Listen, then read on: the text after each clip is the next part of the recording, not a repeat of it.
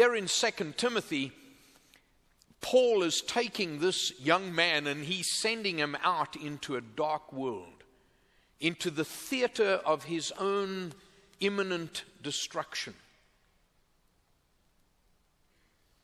If one were to come to grips with Timothy's world was a violent world. It was a dominated world. It was filled with Bashar al-Assads defending the gates of Damascus.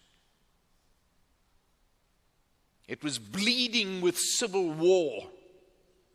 It was encompassed by gross immorality.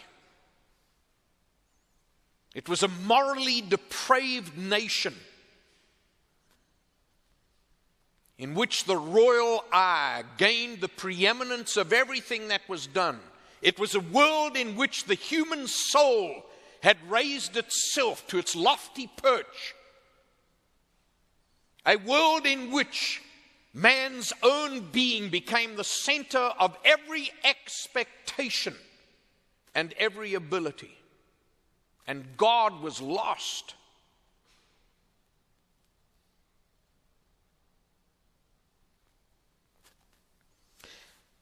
Paul sent Timothy out.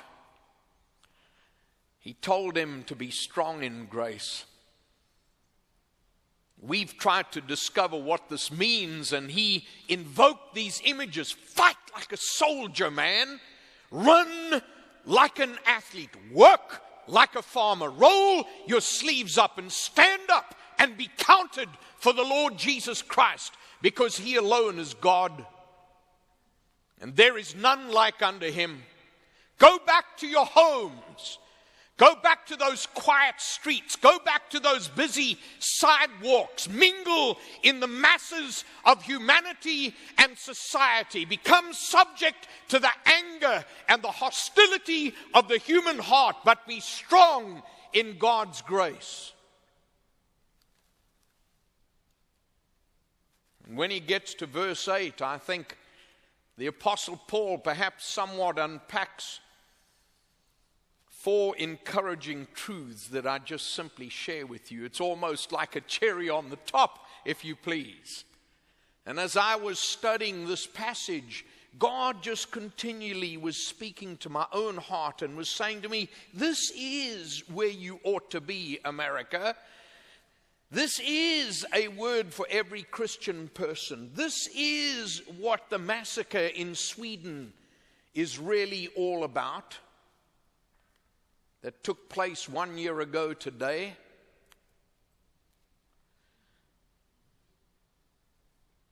This is our just up the road at Columbine. This is our Virginia Tech campus.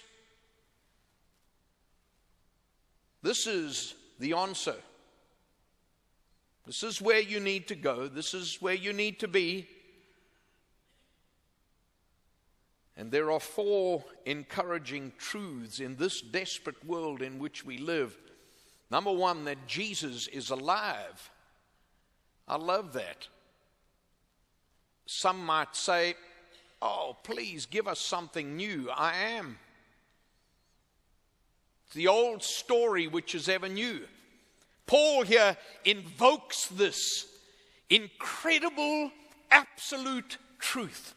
Jesus Christ is alive.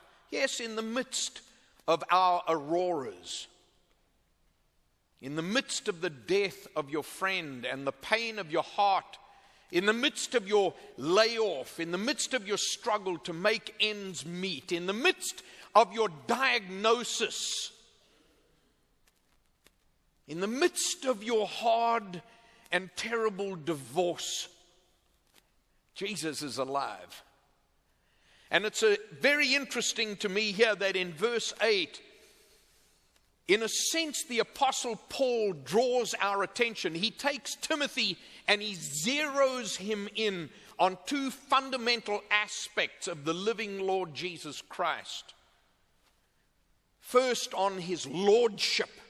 I don't think that the Apostle Paul was trying to remind Timothy concerning the resurrection of Jesus. In this context, in the Greek text, if you understand it, what he was saying to him, you need to remember that the living Lord Jesus Christ is still Lord. He hasn't changed.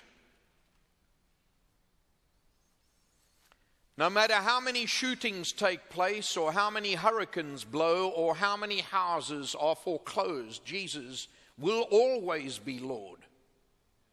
This is a statement concerning his lordship.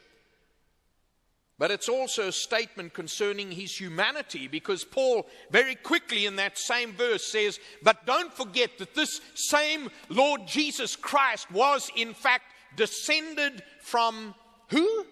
David. Oh, David. King David, you mean? The one who committed adultery? The one who disobeyed God? The one who was appointed by God? The one who at one time was just a little squirt in a field confronting a massive man by the name of Goliath? Is this the same one we're talking about, who was belittled by his big brothers and bullied by everyone and asunder? This is the same one who killed a lion. This is the same one who rose up to become one of the greatest kings ever in the nation of Israel. Jesus Christ, Lord, was also human, in the sense that by God's decree, this same Lord identifies with us in all of our struggles. Isn't that great? He knows.